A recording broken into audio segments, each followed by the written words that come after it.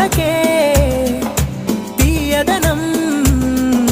రుచి చూపే చిత్రాలే సవ్వడితో సంగీతం పలికించే సెలయేళే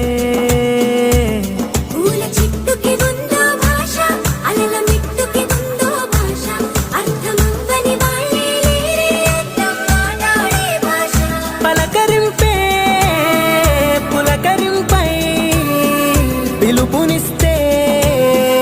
పరవశించడమే మనసుకి తెలిసిన భాష మమతలు పంచే ఊరు ఏమిటి దానికి పేరు